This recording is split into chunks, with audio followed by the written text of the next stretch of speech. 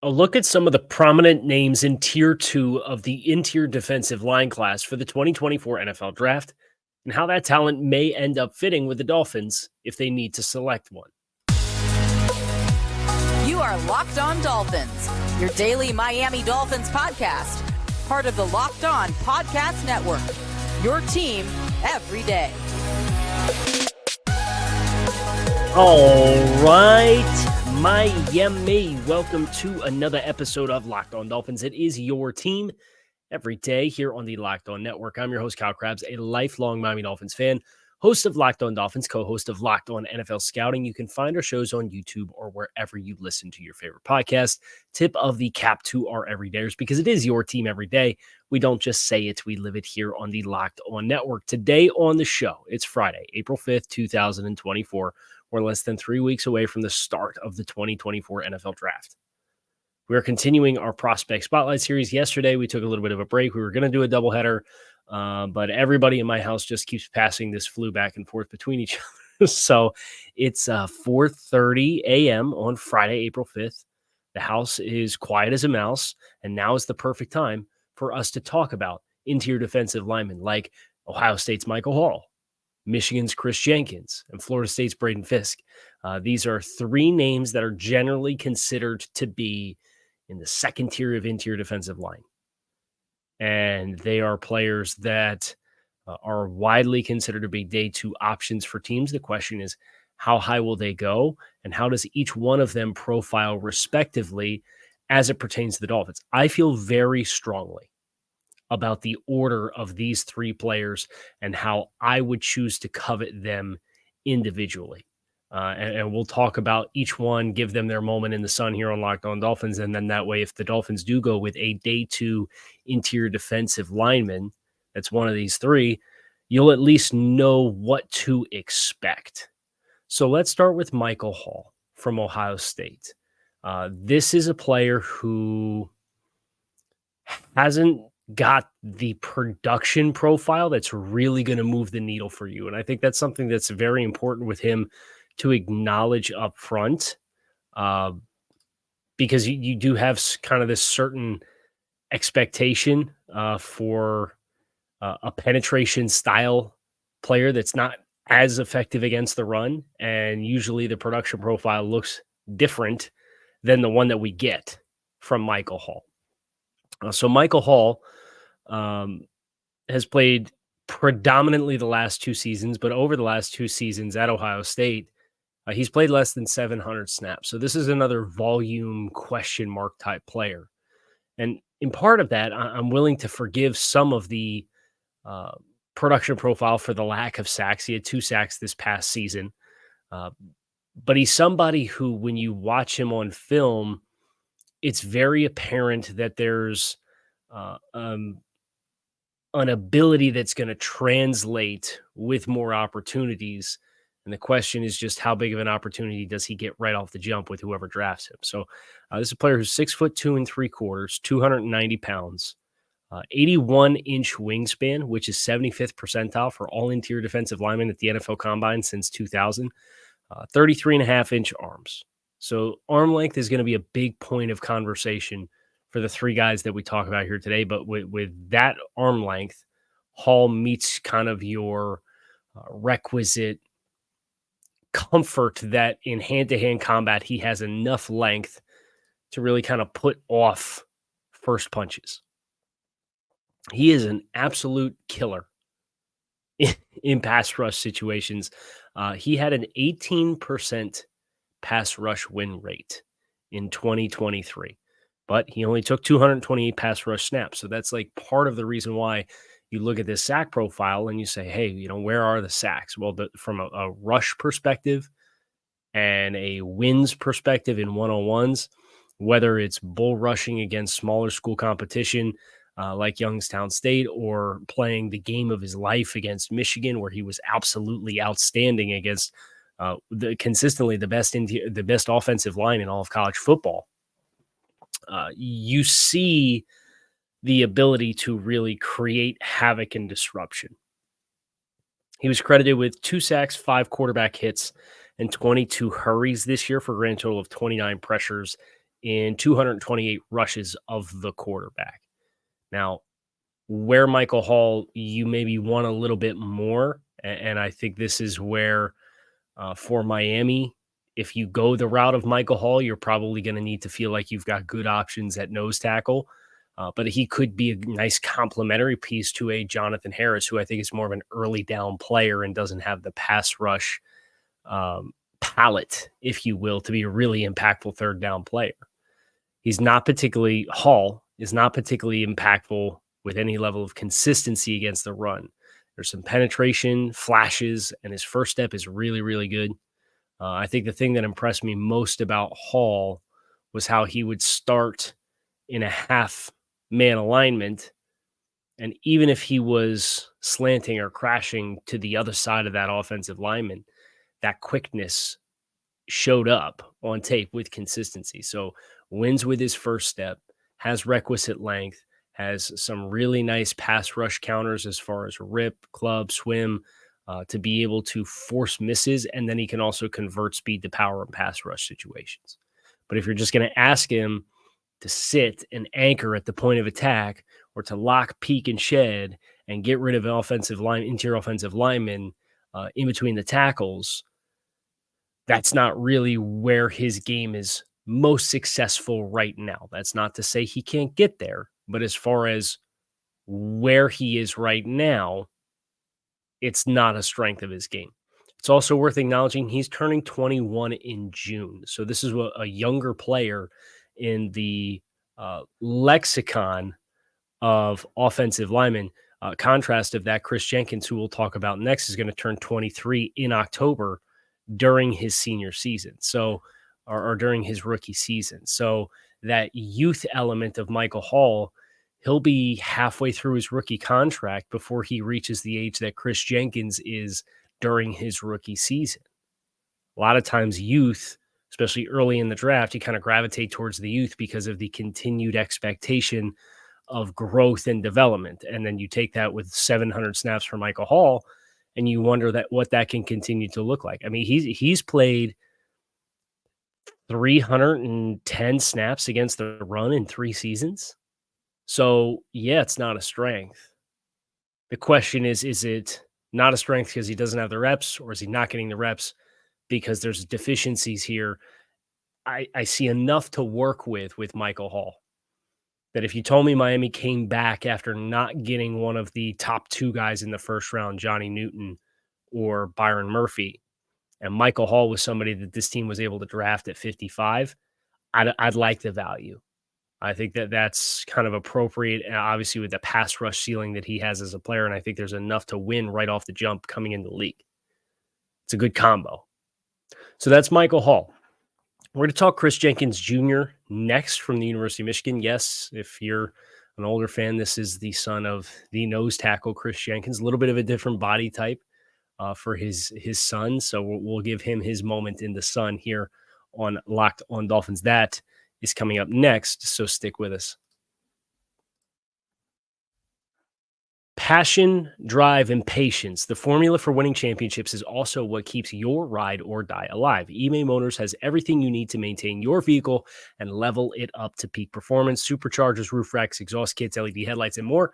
Whether you're into speed, power, or style, eBay Motors has got you covered. With over 122 million parts for your number one ride or die, you'll always find exactly what you're looking for. And with eBay's Guaranteed Fit, your part is guaranteed to fit your ride every time or your money back. Because with eBay Motors, you're burning rubber and not cash. With all the parts you need at the prices you want, it's easy to take your car to MVP level and bring home the dub. Keep your ride or die alive at ebaymotors.com. Eligible items only. Exclusions do apply. eBay Guarantee Fit available only to U.S. customers. So let's dig in to Kris Jenkins from the University of Michigan.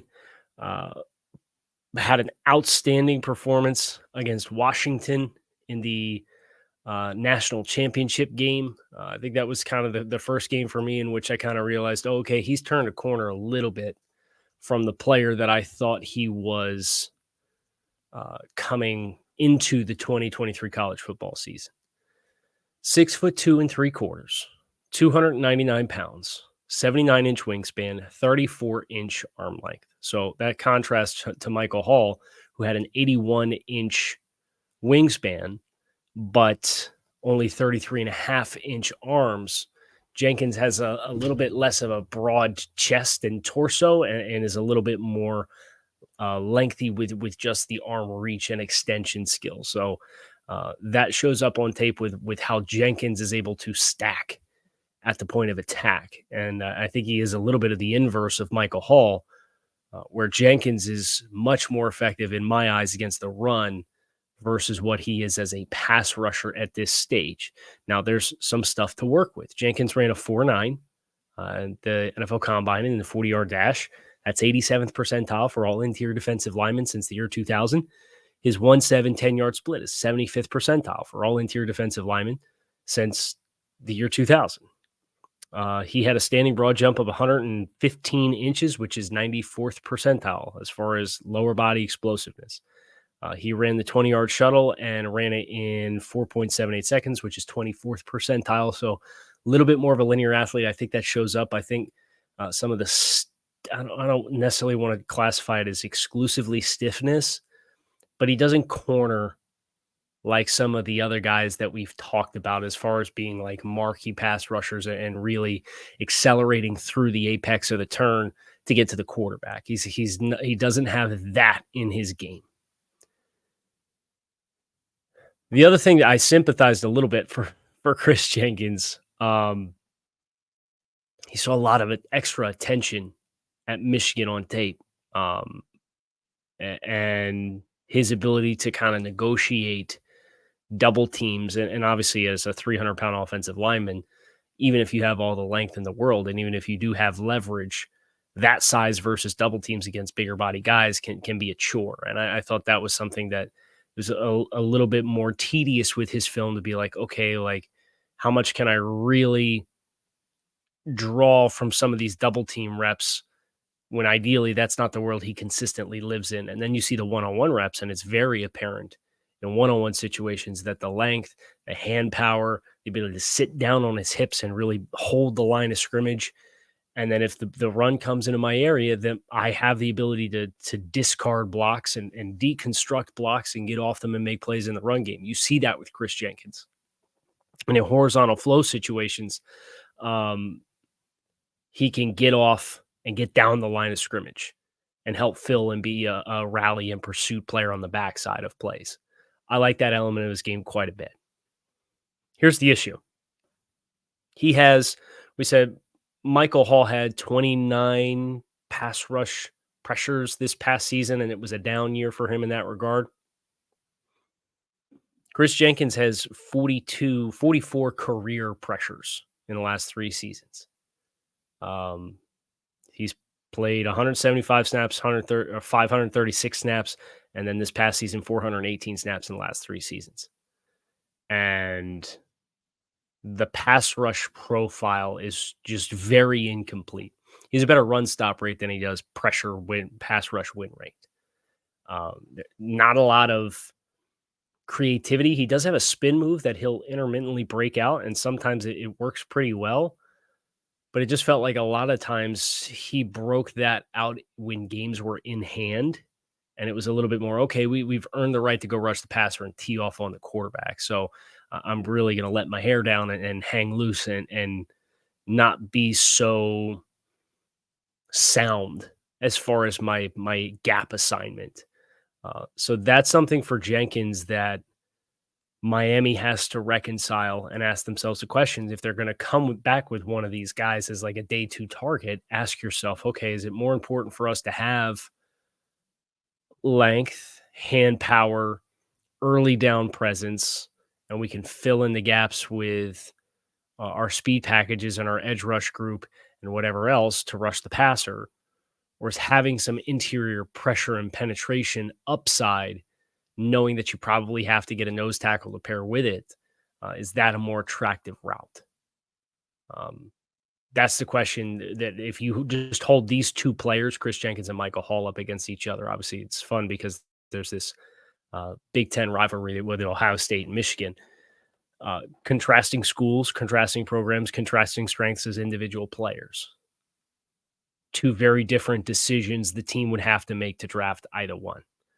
Now, I thought Jenkins showed some growth from last year to this year, but at the same time, it's not necessarily a high ceiling projection if you don't feel like he has the ability to really leap with what his hands are able to do and how he deconstructs blocks.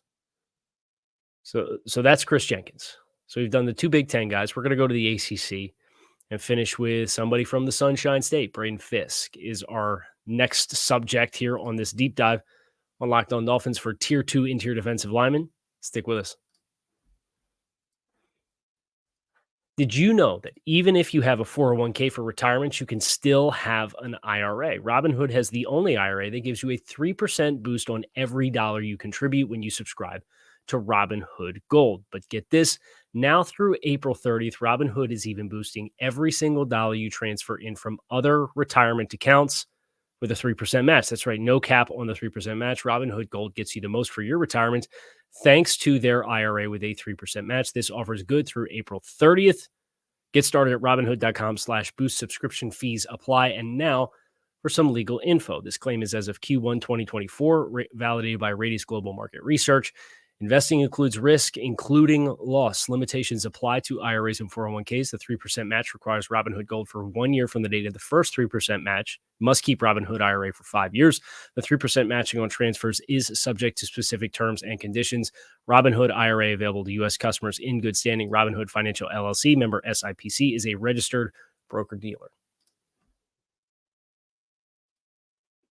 So Braden Fiske is the one who I did the mock draft roundup, and everybody said, Kyle, you didn't talk about Braden Fiske.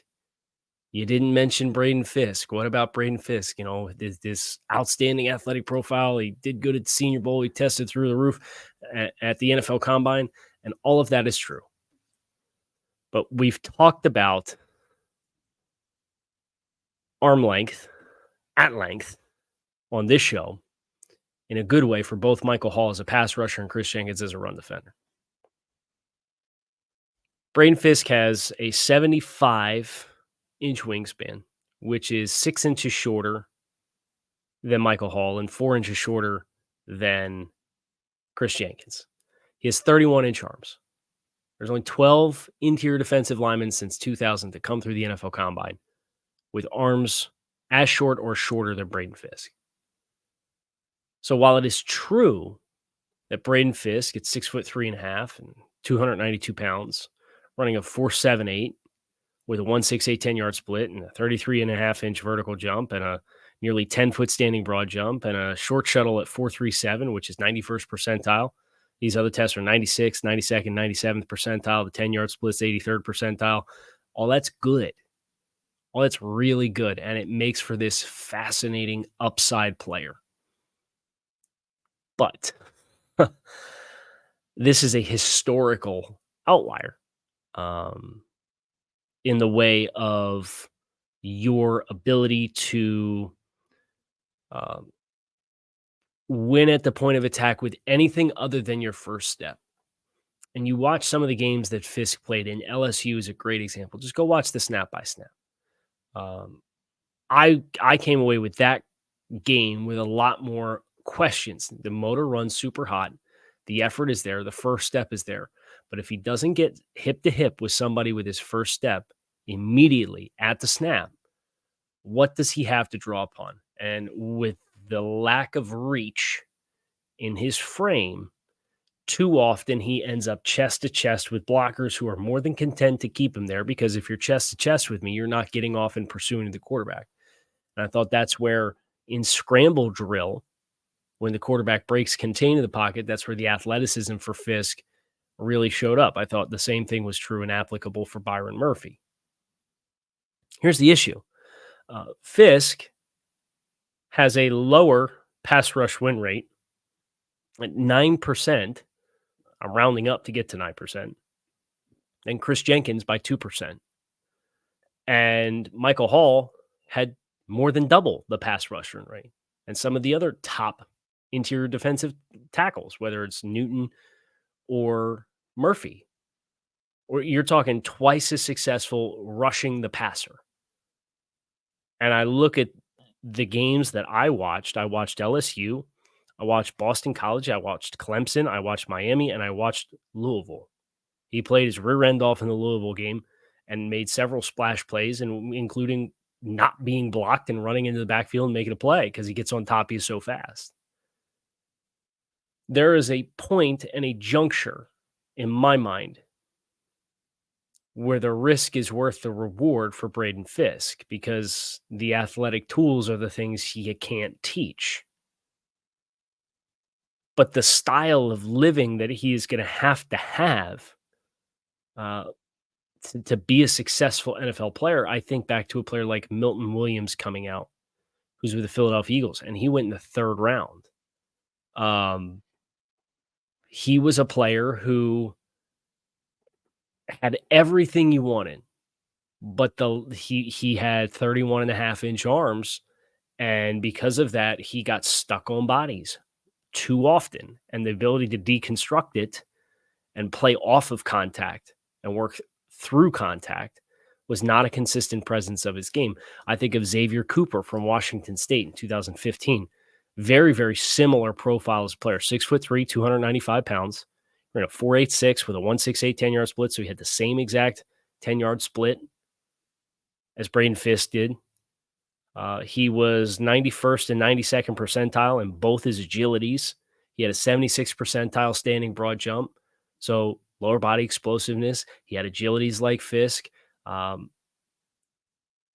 he had 6th percentile arms, and he was a third-round pick, and I think he had 3 career sacks, and that was it. That was all she wrote. He got drafted in 2015. Think about a name like Anthony Zettel out of Penn State. You know, these Penn State athletes, they've kind of developed this reputation for freakish athletes. Zettel was the same thing. He ran a 4.81 at 280 pounds with a 1.65 10-yard split. That's faster. He had a 89th percentile short shuttle. He had a 71st percentile standing broad jump. Ran a 4.81 in the 10-yard split, but he had a 31 and 1/8 inch arm.